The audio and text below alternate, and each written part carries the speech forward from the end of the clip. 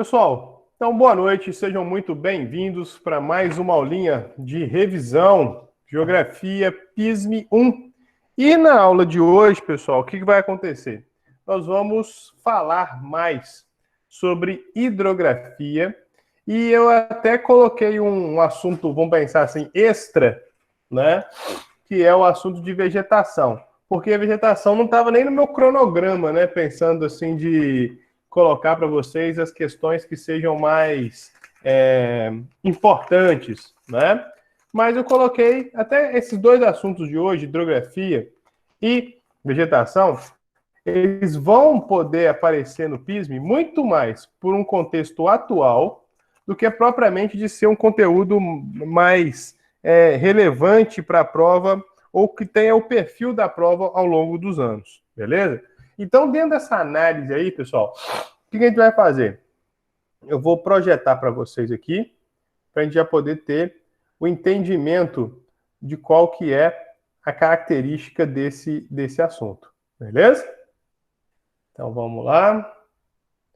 Não chegou a projetar ainda não, né? Não. Não apareceu ainda não, pai. Beleza. Até porque eu só apertei aqui no...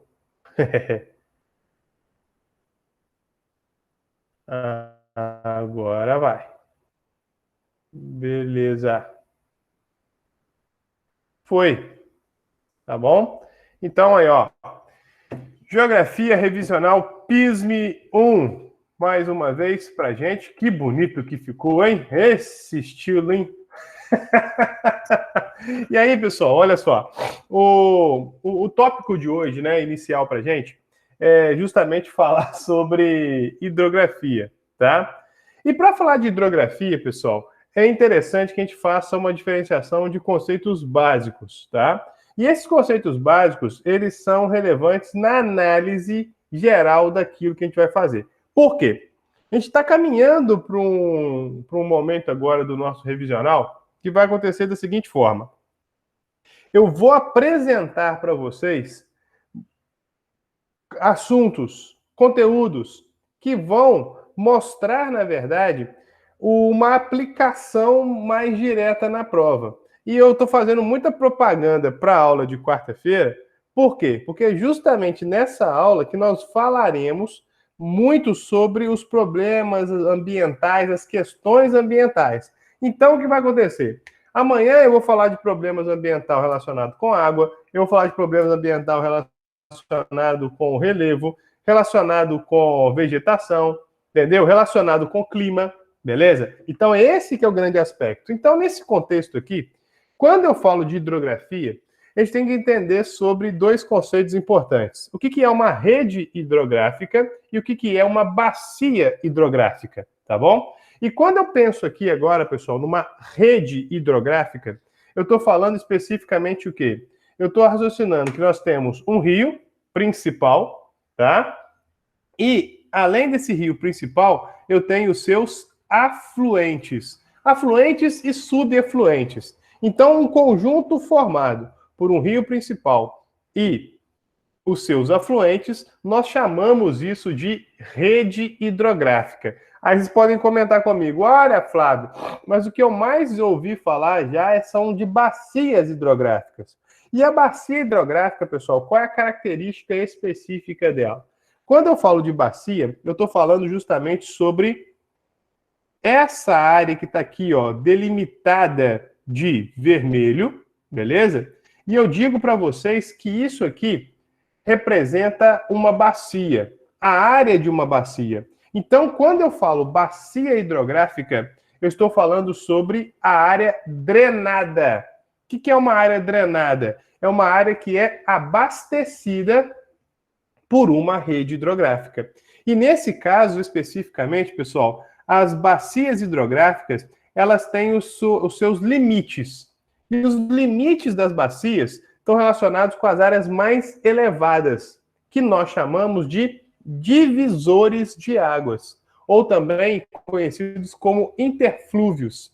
E quando eu falo de divisores de água, eu estou falando justamente da parte mais elevada da encosta, que vai dividir as águas, né? Relacionado ou dando direção para o determinado curso hídrico, beleza? Então você pensa, isso aqui é uma região mais alta, né? Então por que é um divisor de águas? Porque justamente está definindo o destino que esse rio vai ter em relação à sua trajetória até chegar à foz, beleza? Então isso define uma condição da gente entender sobre o que é uma bacia hidrográfica, beleza? E aí, dentro dessa condição, pessoal, você vai raciocinar justamente o quê? Que, por exemplo, você vai ter a nascente, ó, o rio nasce, a região mais elevada, e você vai pensar na foz, que é a parte onde o rio deságua.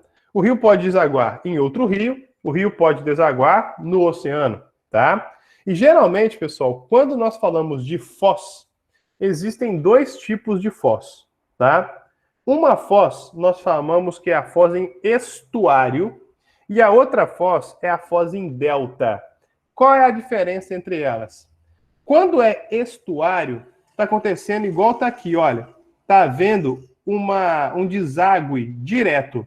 O rio está desaguando diretamente, vamos pensar que aí seja o mar, está desaguando diretamente no mar. Isso é estuário. Quando a foz é em delta, como que funciona? A foz em delta, pessoal, ela está relacionada com o quê? O rio, geralmente, quando ele acumula muitos sedimentos próximo à foz, ele faz com que as suas águas se dividam antes de chegar no oceano, por exemplo. Então, quando elas se dividem, porque justamente você tem uma carga de sedimentos, aí faz uma bifurcação, faz isso que está aqui assim, ó. O rio está vindo, depois faz isso, ó. É justamente na forma de delta, beleza?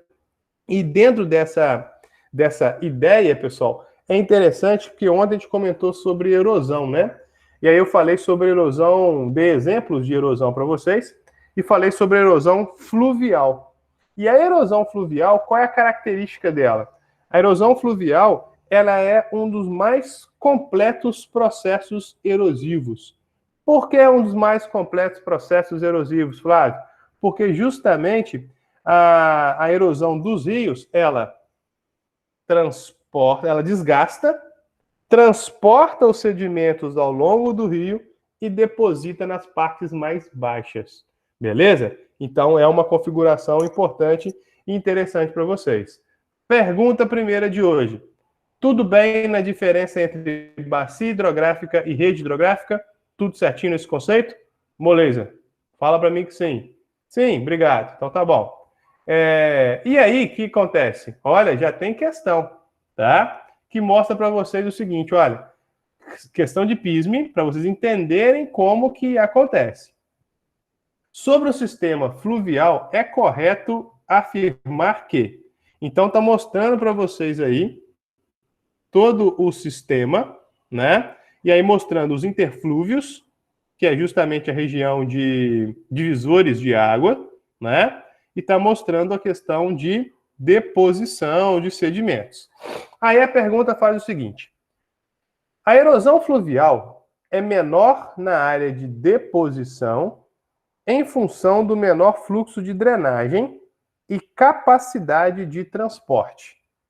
Ou seja, aí vamos pensar, quando eu falo sobre erosão fluvial, essa erosão, ela vai ser maior aonde, pessoal? Ela vai ser maior na região mais alta, ou seja, na região mais próxima à foz, ou, desculpa, mais próxima à nascente, ou na região mais próxima à foz? Onde vai ser essa questão da maior erosão?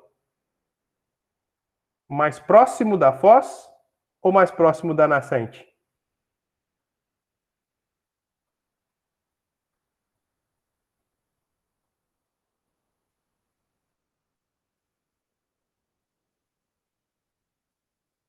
Ih, ninguém tá aqui? Ô, Flávio, nós estamos respondendo no chat hoje. Oi? Nós estamos respondendo no chat. Ah, desculpa, é porque eu não tô vendo. Foi mal. É porque eu tava sem o celular aqui para acompanhar. Então, beleza. o que acontece? Então, vamos lá, deixa eu voltar aqui para ver vocês. Porque quando eu projeto eu não consigo ver. A erosão fluvial é menor na área de deposição, certo?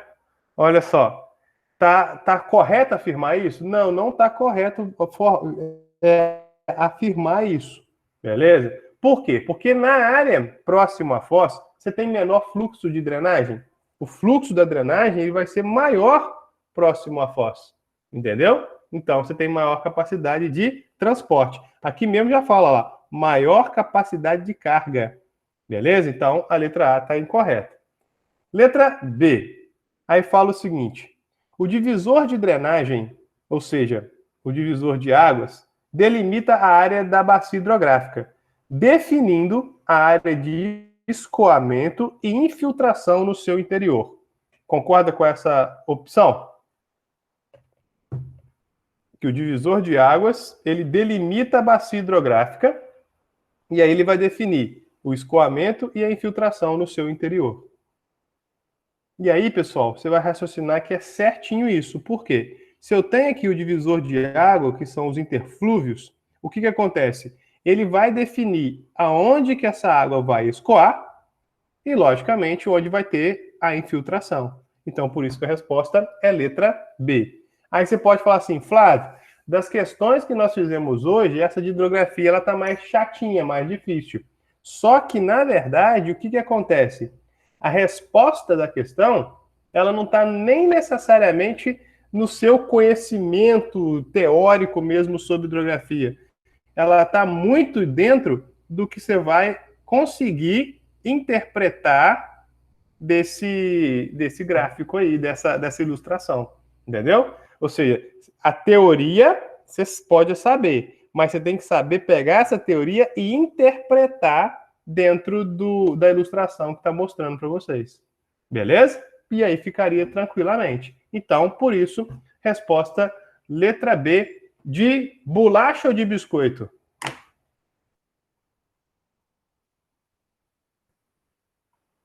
Biscoito, né? Biscoito, né? Ah, beleza.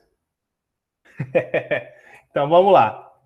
Planície de inundação. Pessoal, isso aqui, olha só como é que são as coisas, né?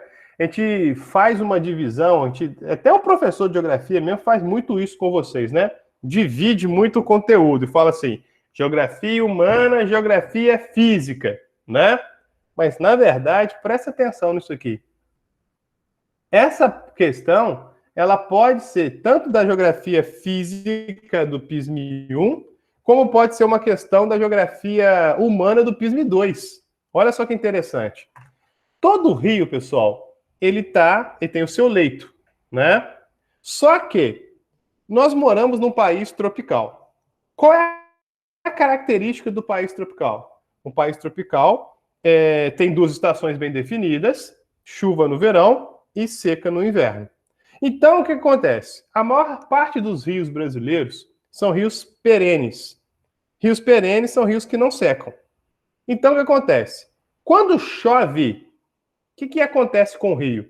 Poxa, se chove, vai aumentar a quantidade de água no rio, né? Então, consequentemente, esse rio vai aumentar o seu volume. Se ele aumenta o seu volume, esse rio vai inundar. Ele vai transbordar. Só que acontece o seguinte, o que nós fizemos ao longo da história nas margens dos rios? Nós promovemos uma ocupação. Colocamos casas, colocamos rodovias, colocamos indústrias, atividades agrícolas. E o que isso faz? Quando acontece uma chuva, o rio transborda e faz o quê? Inunda toda essa região. E essa região que o rio inunda, pessoal, o próprio nome diz, chama-se planície de inundação. E por que chama planície de inundação? Porque é uma parte que é, de fato, para o rio inundar. Nós, humanos, ao longo da ocupação, nós fizemos o quê? Ocupamos uma área que é do rio. Aí, às vezes, a gente ouve nas grandes cidades, o rio inundou a avenida. O rio não inundou a avenida. Na verdade, a avenida que foi construída onde era um local natural do rio transbordar. Entende? E principalmente na cidade, isso acontece muito, pessoal. Por quê? Porque na cidade a gente impermeabiliza o solo. O que é impermeabilizar o solo? Coloca asfalto. Aí você pensa, a água que antes ia infiltrar no solo, atingir o lençol freático, ela não infiltra mais. Ela escoa superficialmente. E escoando superficialmente, ela vai para onde?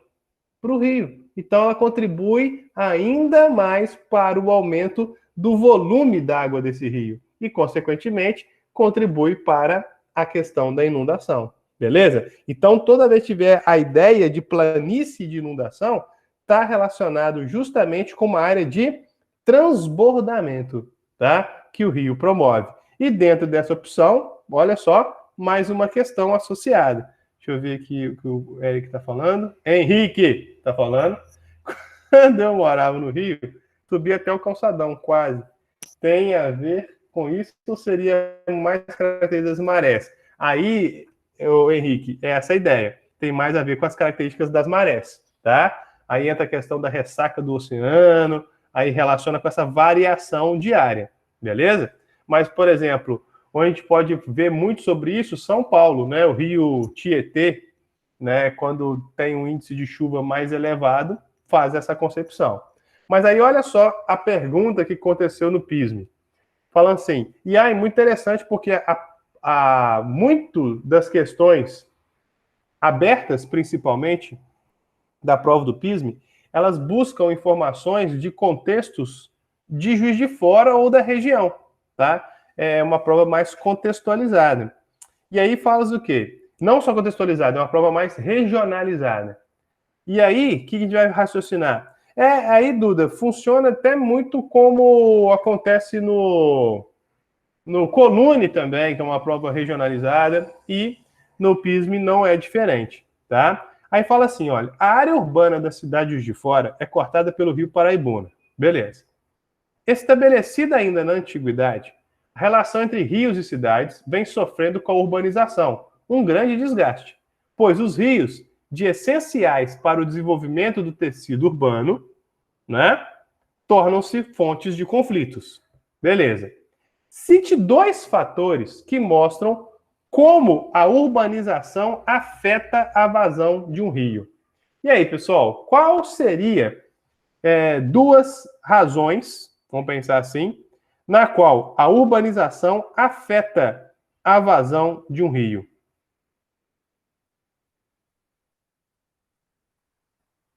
Como a gente poderia raciocinar em cima disso?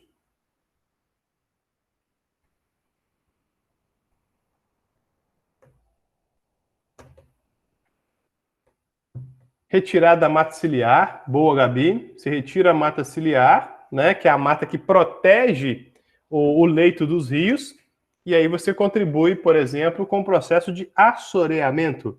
Perfeito. Você pode pensar na impermeabilização do solo. O que é isso? Você tira a vegetação e põe asfalto, né? Então isso tudo vai interferir na vazão do rio. Sabe um outro fator? Um processo de retilinização dos rios. Já ouviram falar disso? Porque geralmente o que o rio faz nas partes mais baixas, né? O rio faz o quê? O rio faz todo um movimento sinuoso, um monte de curvas, né? E aí o que acontece? Fazem obras para poder tornar o rio reto.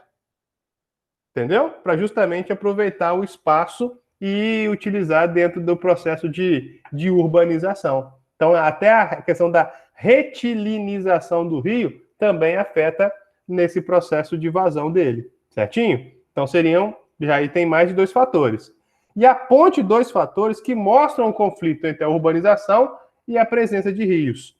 Olha, dois fatores que interferem.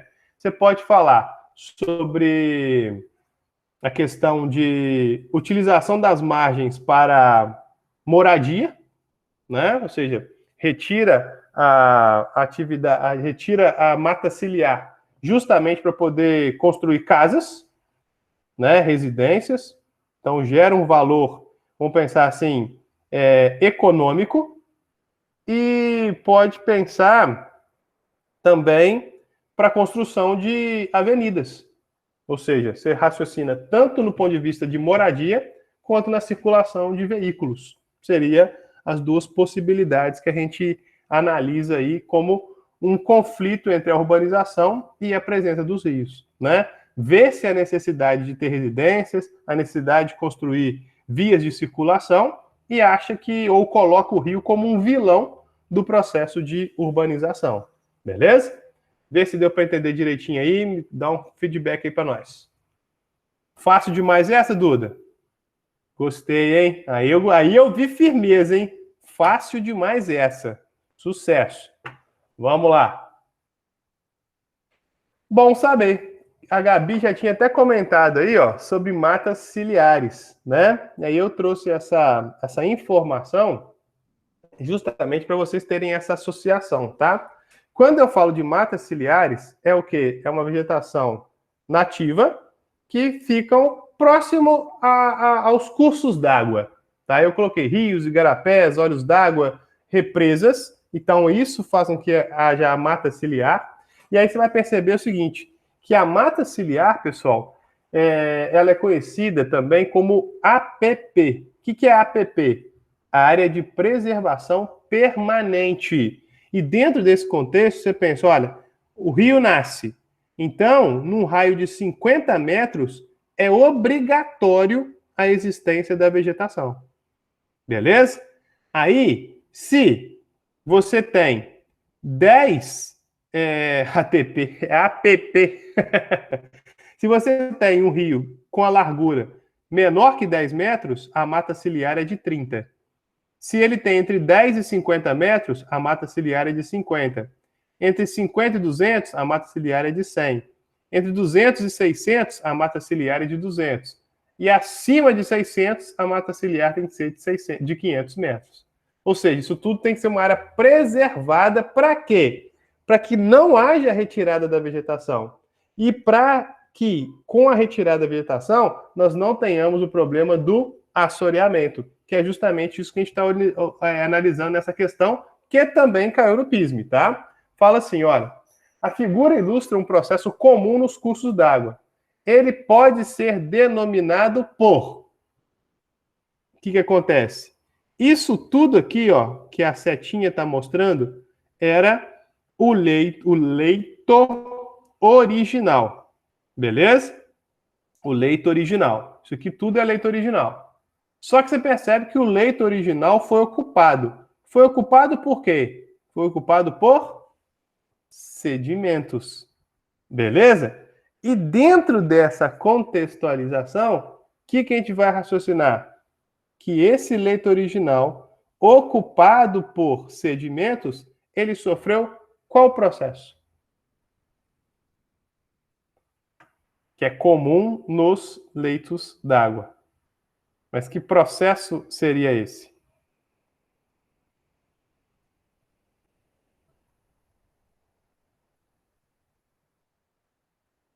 Exatamente. Isso aí, Ana Luísa, Hugo, Eduarda, Gabi.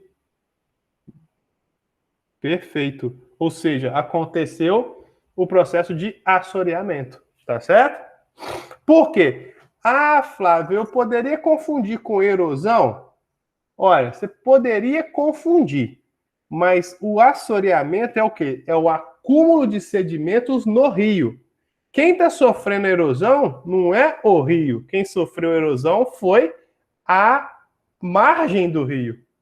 Aí tirou a vegetação, a margem do rio sofreu a erosão e a consequência dessa erosão foi o assoreamento que prejudicou o rio. Beleza? Esses sedimentos, Laura, seria relacionado com o quê? Com a exposição do solo. O que significa exposição do solo? Você pensa que o solo está protegido pela vegetação. Aí, essa vegetação é retirada do solo. Se você retira a vegetação, o solo está exposto ao processo erosivo. O solo exposto ao processo erosivo, o que acontece? você vai ter ali, por exemplo, uma chuva, o vento, que vai levar esses sedimentos para dentro do rio. Entendeu?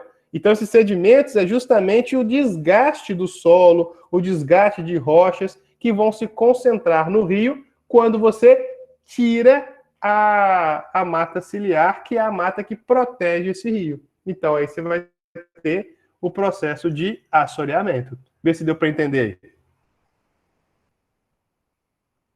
Perfeito.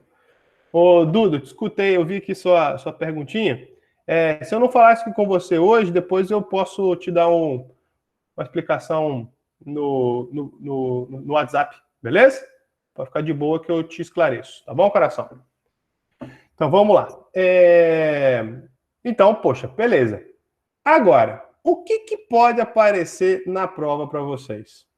Eu acredito que o que apareça na prova para vocês será hoje, dentro do contexto atual, muito em cima dessa questão de consumo de água e principalmente do desperdício de água, tá?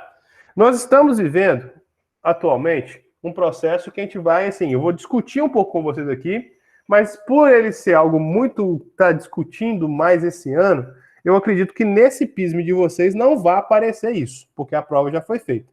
Mas o que acontece? Nós, no Brasil, nós temos uma quantidade de água, ou seja, uma disponibilidade hídrica muito grande. Essa disponibilidade hídrica muito grande do Brasil sempre nos remeteu a uma ideia de que a gente não precisa tomar cuidado com a água, porque tem muita água. Então acaba que a gente utiliza a água no Brasil de uma forma muito irracional. E essa irracionalidade está nos levando a uma condição muito contraditória, que é uma condição da gente ficar em condições de escassez, faltar água. E quando falta água no Brasil, principalmente num período em que chove menos, que é o período que a gente está aqui agora, isso tem interferência em quê? Na nossa produção de energia. E por que tem interferência na nossa produção de energia? Porque a maior parte da energia produzida no Brasil depende justamente de água, porque é nas hidrelétricas.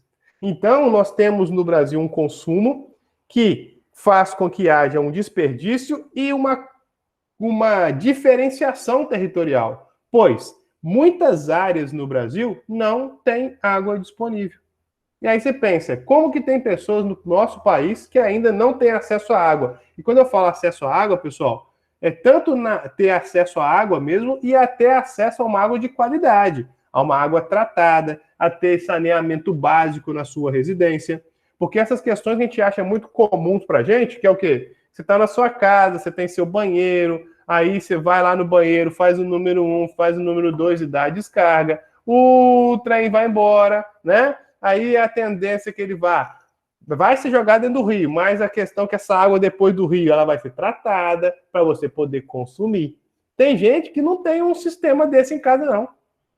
Faz o número 1, faz o número 2, não tem como dar descarga, porque não tem para onde ir, não tem encanamento que dá condição. Olha que absurdo.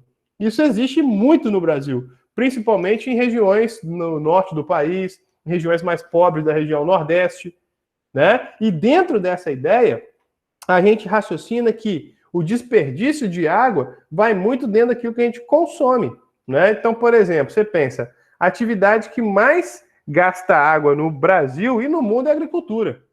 70% praticamente da nossa água é desperdiçada não, é utilizada na agricultura. Só que essa água poderia ser melhor aproveitada.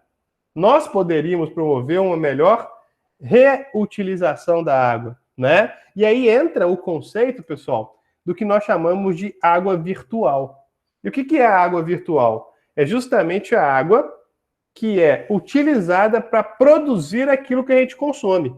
Só que é uma água que a gente não vê, tá? E aí aqui tem alguns exemplos. Por exemplo, eu sempre repito isso, alguns exemplos. Por exemplo, você tem aqui, ó, cerveja. Poxa, cerveja. Gente, para fazer 1 litro de cerveja,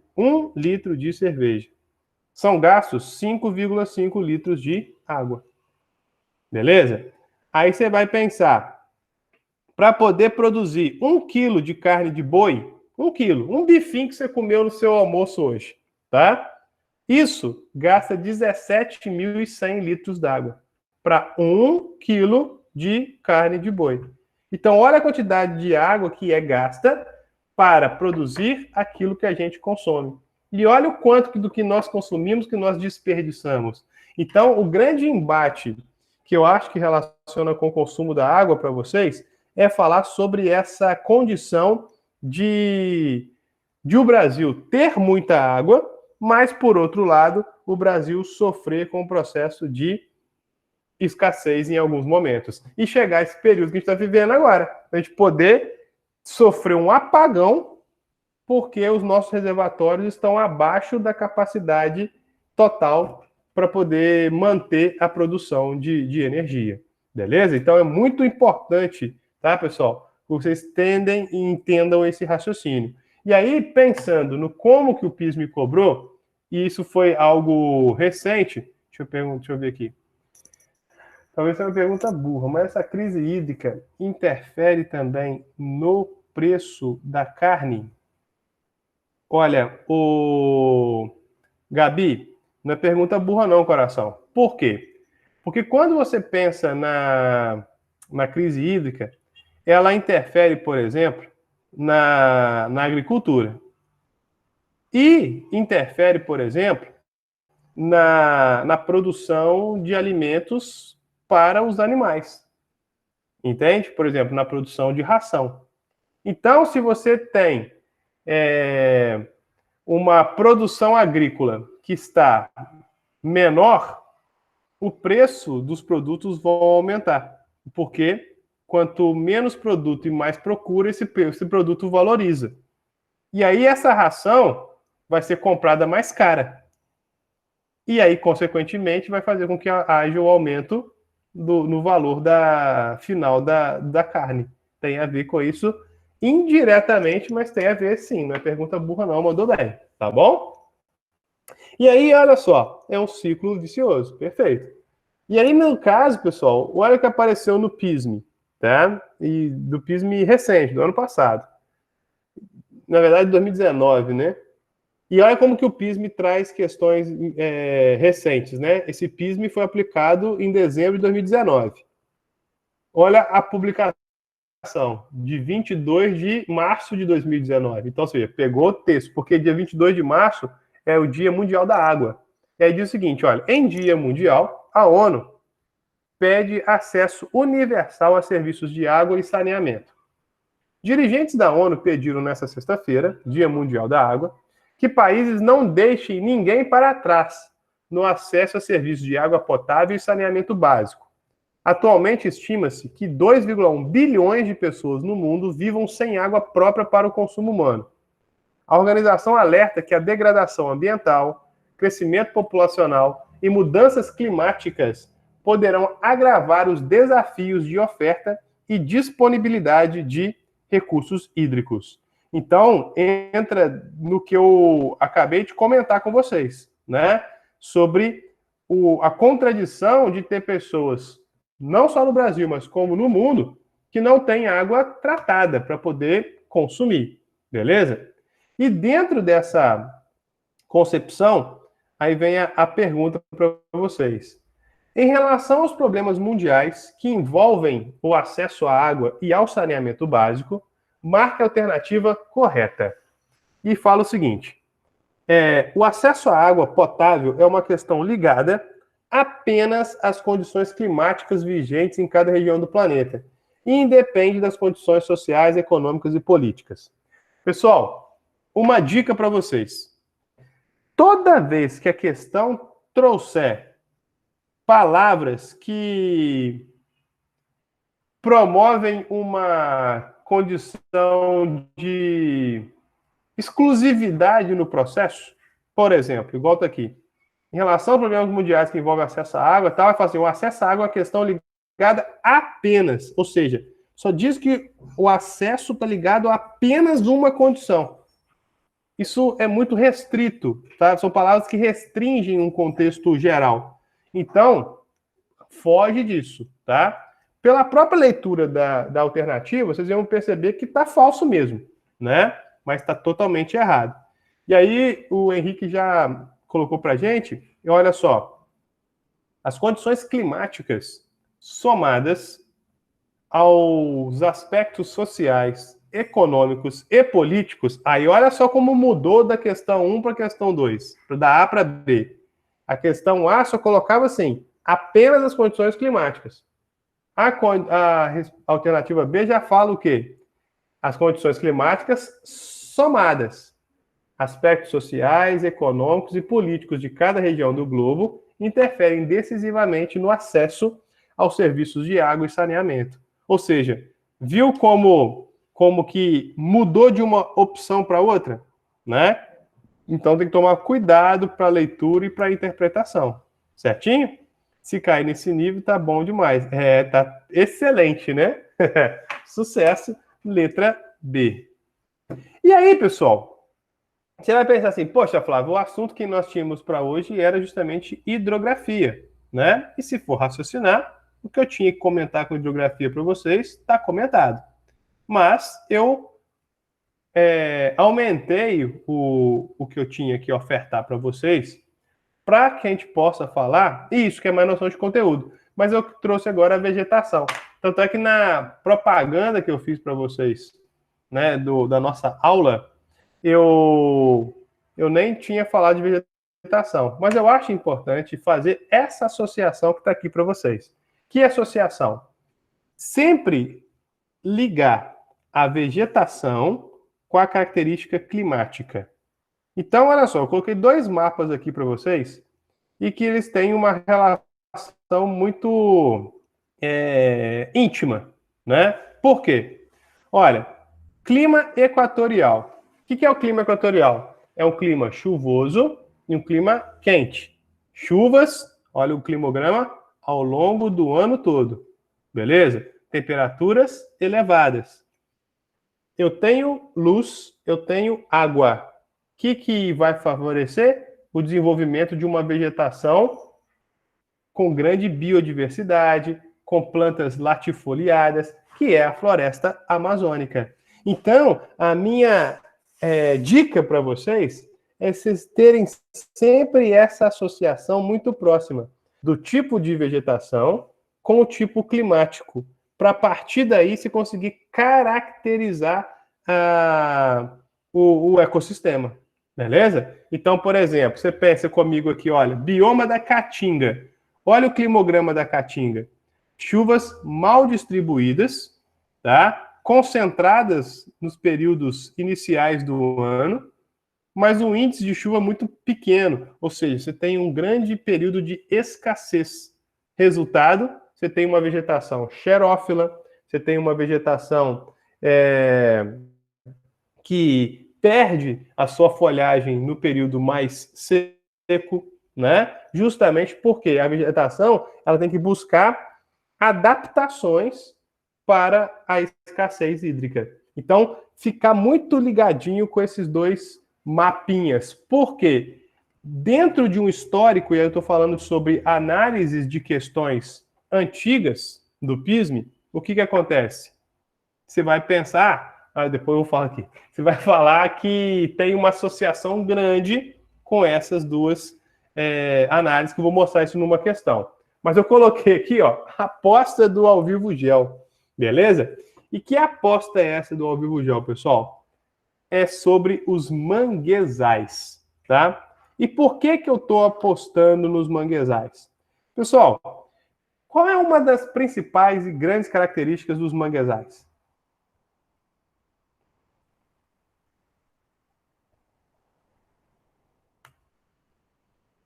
É rico em material orgânico e pobre de oxigênio.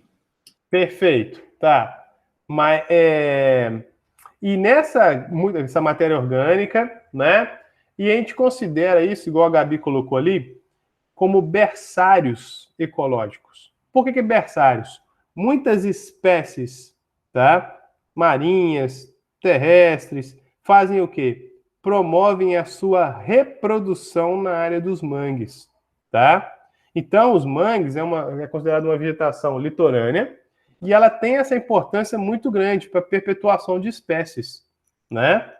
E os mangues, eles estão sendo degradados tanto pela poluição, como pela destruição para empreendimentos imobiliários. E no ano passado, no Brasil, teve uma polêmica muito grande, porque o ministro do Meio Ambiente, na verdade, o ex-ministro do Meio Ambiente, Ricardo Salles, ele queria revogar um decreto do CONAMA, do Comitê Nacional do Meio Ambiente, que garantia a preservação dos mangues. Ou seja, ele estava promovendo, ele estava querendo cair com o decreto, fazendo com que houvesse a possibilidade de a exploração dos mangues ser de maneira indiscriminada. Então, isso gerou uma polêmica muito grande na época, e essa tentativa dele fazer isso acabou sendo contida, né? E não foi adiante. Mas é um assunto interessante, tá? Porque se eu comento com vocês que o principal assunto que aparece no PISM, é meio ambiente, isso tem muito a ver com a possibilidade de você pensar. Esse cidadão que foi ministro do Meio Ambiente, o Ricardo Salles, pessoal, eu tô para postar para vocês que na prova que vocês farão sábado, vai aparecer o nome dele na prova, falando sobre alguma ação para você estar ligando isso com o meio ambiente, e nesse caso, pode estar falando muito diretamente de vegetação, porque vai falar sobre questão de desmatamento, questão de exploração madeireira, né? Ou seja, avanços das atividades econômicas sobre as áreas que deveriam ser preservadas, tá? A Gabi falou, e especulação imobiliária é o que acontece justamente na região dos mangues. Vê-se nos mangues a possibilidade da construção de empreendimentos, e isso, para poder atrair investimentos, é feito justamente numa condição que destrói todo esse ecossistema importante, beleza? Então, ficar muito ligados em cima desse contexto, dessa associação com os mangues. Fala para mim que está tudo bem, beleza?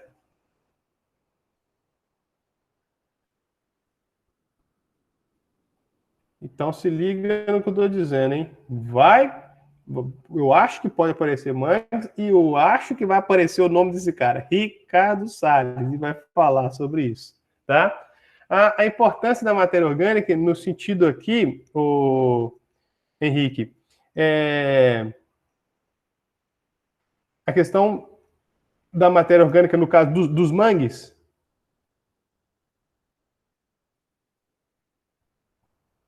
Tá. Olha, essa matéria orgânica que se acumula nos mangues, ela serve justamente para a própria reprodução das formações vegetais, né? Ou então ela serve até mesmo como alimento para as espécies que se reproduzem nessa região, tá certo? Então você pode fazer esse tipo de associação, tá ok?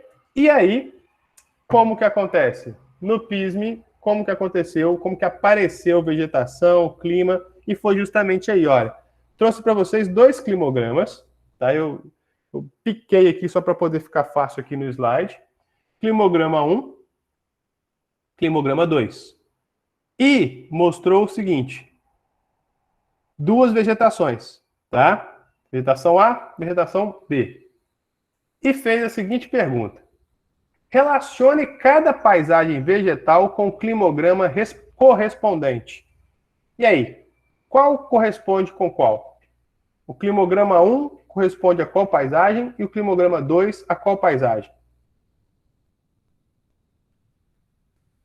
O 1 com a Mata das Araucárias e o 2 com mangue.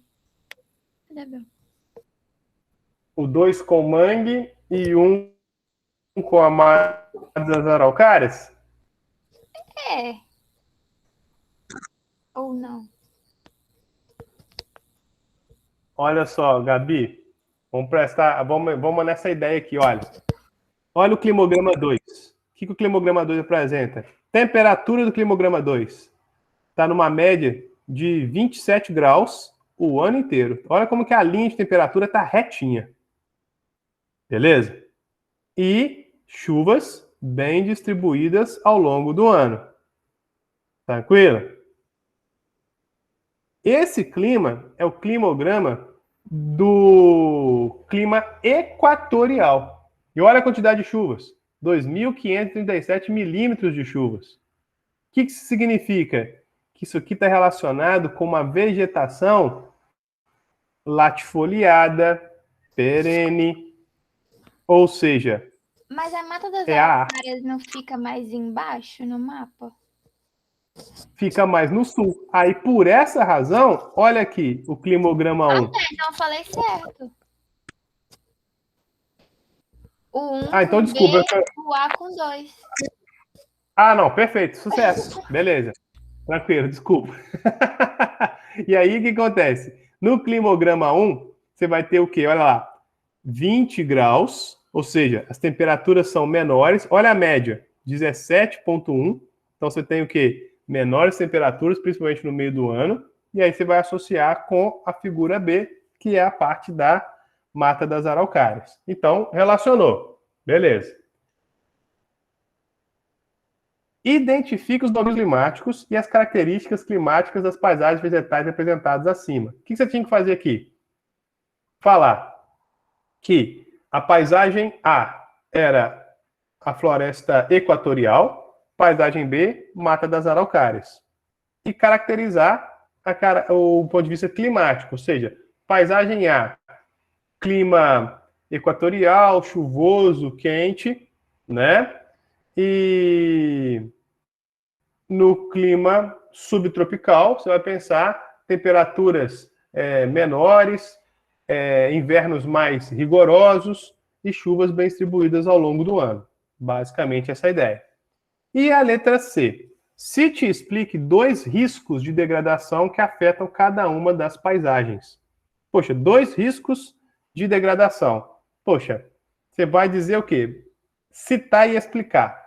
Vamos pensar, na Amazônia, exploração madeireira devido ao valor econômico, expansão das fronteiras agrícolas, visando áreas de aumento da produção de soja. Por exemplo, você citou e explicou. Na Araucária, exploração madeireira, isso, para produção dos móveis para comércio, produção, utilização das árvores para o comércio, você pode falar assim, para a produção de móveis, por exemplo, indústria moveleira, tá? E também a exploração madeireira para a produção de papel, tá? Que geralmente a árvore, ela tem... Geralmente a árvore, ela tá... Oh, meu Deus, como dizer? O pinheiro, vamos pensar assim, que é a Araucária angustifolia, desculpa, me confundi aqui, ela é a madeira mole. E essa madeira mole, ela está relacionada justamente com a produção de móveis, entendeu? Funciona dentro desse contexto aí. Beleza?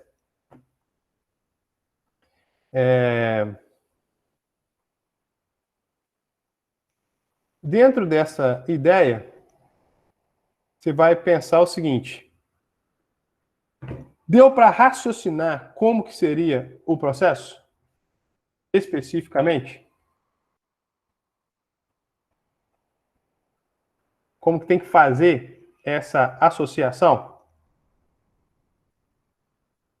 Porque é justamente em cima disso que a gente pode imaginar que vai aparecer na prova para vocês. Entendeu? Acho que é basicamente em cima dessa condição. Só que aí... Essa aqui é de qual piso? Oi? 20? Essa aí? Não. essa aí foi de um PISM mais... 2019 eu fiz essa. Isso, não é o PISM mais recente, não. Entendeu? Mas dentro disso, o que acontece? Não foge desse contexto, sabe, Duda? Eu já olhei, tipo assim, analisando as questões passadas, eu já tinha visto isso, entendeu? Que quando fala de vegetação, quando fala de clima, é sempre essa associação. Ou então, vai falar dos impactos. E é justamente o assunto que a gente vai falar na aula de amanhã, mais assim, especificamente. Que aí eu falo que a maior parte da prova do PISM é formada, né, é constituída dessa parte aí.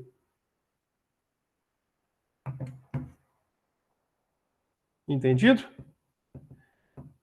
Fala para mim se ficou dúvidas agora em relação a em relação a esse conteúdo, se tem alguma pergunta assim, Flávio, eu queria ver isso, eu queria saber um pouco mais sobre essa parte de vegetação. A Laura que falou que ficou perdida na questão. Deixa eu ver aqui, desculpa. Laura, beleza. Você ficou perdida em que sentido? Na ideia de associar? Eu sou péssima com associação. Essa é a questão. Tá. Então, o que acontece? A gente pode fazer o seguinte. Eu confesso para você que essa questão ela não tá legal. Tá? Do ponto de vista de imagem. Não tá legal do ponto de vista de imagem. Por quê? Você olha essa imagem e ela tá meio confusa. Ela tá meio confusa. Eu achei que era floresta amazônica. Então, mas, Gabi, é a floresta amazônica. Então, por que é mangue? No gabarito?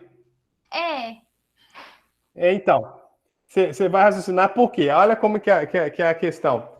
Ele deu importância às áreas de mangue que estão presentes na região amazônica. Olha que confusão que fez. Só que não tinha importância fazer isso. Mas desde que tivesse colocado numa imagem melhor. Entendeu? Exatamente, aí você erra uma questão dessa por causa disso.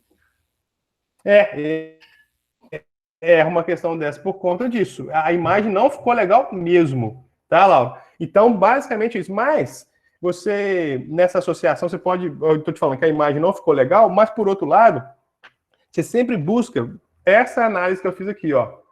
Sempre entender qual a vegetação que possui, que existe, e relacionar qual é o clima dela.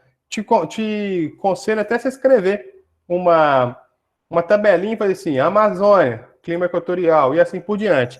No Classroom de vocês, eu coloquei lá, além desse slide de hoje, de agora, eu coloquei a lista de exercícios e também coloquei um slide sobre vegetação brasileira, que tem todas essas informações que eu estou falando para vocês aí, beleza? Que aí vocês podem também chegar lá e ficar tudo de boa, tá bom?